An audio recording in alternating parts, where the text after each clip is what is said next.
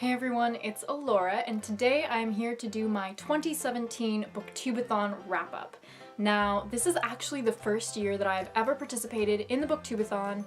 I absolutely loved it. It was so much fun. It was really stressful, and I definitely didn't get as much done as I would have liked to, but I did end up reading a lot more than I would normally, and I ended up connecting with some people online, so that was really fun, and I think that's really ultimately the point of a readathon like the BookTubeAthon is just to connect people and to get everybody excited about reading again. So if you're unaware, the BookTubeAthon is this wonderful readathon that is hosted by the lovely Ariel Bissett. She's amazing and I'm just so grateful for all of the work that she puts in every year for this. I've followed it and watched it for a lot of years in a row, but I've never actually participated, so I was really happy to be able to dive into it a little bit more deeply this year. Yeah, so let's just talk about the challenges, let's talk about how much I read, let's talk about which books I finished and which books I didn't finish. I did post a BookTubeAthon TBR. I didn't really follow my BookTubeAthon TBR.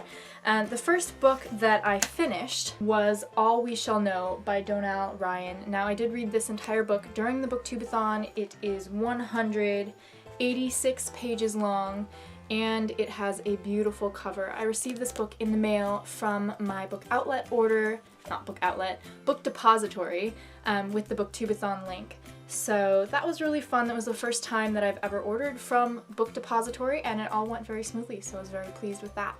This book is about a controversial pregnancy, and it's set in Ireland.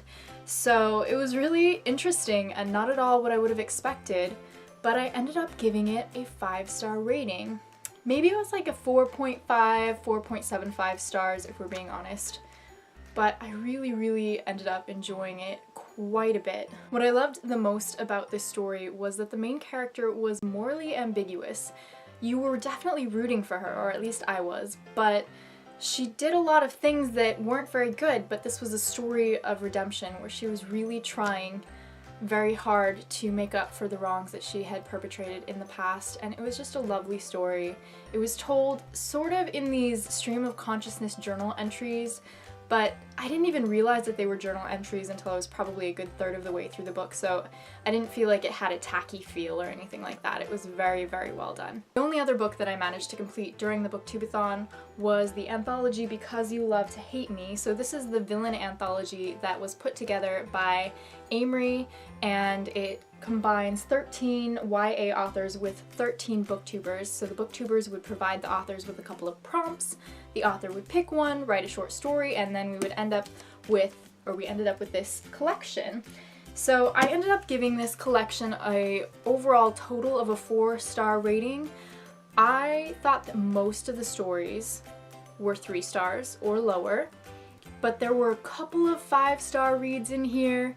My favorite story was the one by Victoria Schwab, and I don't want to give anything away because they're so short that you really can't say much without spoiling the whole thing, but I would recommend checking this out if you kind of want to get a feel for what YA authors are out there right now and sort of see what their writing styles are. I definitely found a couple of new people that I want to check out. I want to read more of Victoria Schwab's work and some more of Andrew Smith's work, maybe some Cindy Pon.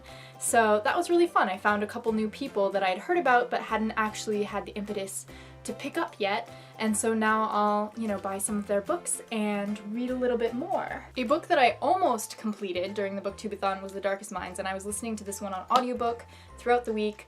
I almost finished it. I think I was about 2 hours away from the end, so I probably listened to 80% of it during the BookTubeAthon, which I was fairly pleased with. I'm sure everyone knows, but TheDarkest Minds is a dystopian YA written by Alexandra Bracken, and it's the first in a trilogy. I had listened to this one before on audiobook, and then I had never picked up the second one, even though I own it, so I decided to re-listen to it and then, continue on with the series, which is definitely what I'm planning on doing. The other book that I spent a significant amount of time reading during this readathon was The Secret History by Donna Tartt. This book is very atmospheric, it's very autumnal feeling, and it takes me for friggin' ever in a day to get through. It feels like it takes me about 2 minutes per page to read, and I'm normally about a 1 minute per page reader, so I'm not sure why that is. It's just that the language is so lush that I really have to think about what's being said in order to fully gain what I need to gain from the words. I didn't finish it, so I can't really say too much about it. It's set in an East Coast fancy college, and it surrounds this group of Greek studies students, and it's a bit of a mystery. I don't want to say too much for fear of spoilers, but I think there are a lot of people that would definitely enjoy this. Just don't get into it expecting it to be a fast, easy read. The book that I had planned to read outside, which was one of the challenges, was The Well Life by Brianna and Dr. Peter Borton. I didn't end up reading this outside, but I did continue on with it a little bit throughout the week. And finally, last night, during the final few hours and minutes of the BookTubeAthon, I ended up picking up the illustrated version of Harry Potter and the Chamber of Secrets. I think I only read 10 or 15 pages of this, but I was just in the mood for something light and fun, the opposite of The Secret History. And these illustrated editions by Jim Kay are absolutely phenomenal. I love Jim Kay. He's the illustrator that did all of the beautiful artwork in A Monster Calls, which, as you know, is my favorite book of all time. So I'm just basically a fan. Alright, so let's get to the stats.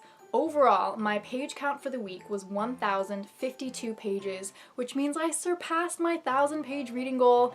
I'm actually very proud about this and super happy and pleased with myself, so this was a win. Give myself a pat on the back. The total number of books that I completed was 2. The number of books that I read or worked on reading was 6, so that's close to the 7-book goal, even though I didn't finish those 7 books, obviously. So let's quickly talk about the initial 7 challenges. I only completed 2 of the 7 challenges. So I completed challenge number 2, which is read a hyped book. This one was fulfilled by Because You Love to Hate Me.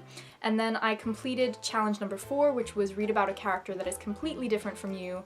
This challenge was fulfilled by All We Shall Know, because it was about not only a woman living in Ireland, but also these travelers or these gypsy people living in Ireland, and I didn't even realize that that was still something that happened, which makes me sound incredibly ignorant, but now I'm less ignorant, which I think is the point of this challenge. There were 2 challenges that I count as half completed. So the first one is challenge number 1, which is read a book with a person on the cover. So I did read a lot of The Secret History, which has a person on the cover. I just didn't finish it. And then the other challenge that I half completed was read a book outdoors. I worked on this one when I was listening to TheDarkest Minds, because I did end up taking quite a few outdoor evening walks around my neighborhood and around the lake around here. So yeah, other than that, I did submit a couple of the video challenges at the very start of the week before my week got hella hectic. But I had a lot of fun with those. I hope that next time around I will be able to take the time to really devote to the BookTubeAthon and do it justice, do all the video challenges, all the Instagram challenges. Anyway, thanks again to Ariel Bissett and everyone who helped out with the BookTubeAthon this year. I really did have a blast. I want to know, did you guys participate in the BookTubeAthon? Let me know down below what you read, or, you know, which challenges you participated in. It would be fun to go watch some of the videos that you posted. So yeah, I hope that everybody is having a wonderful day or night wherever you are, and until next time, stay happy, stay healthy. Bye guys.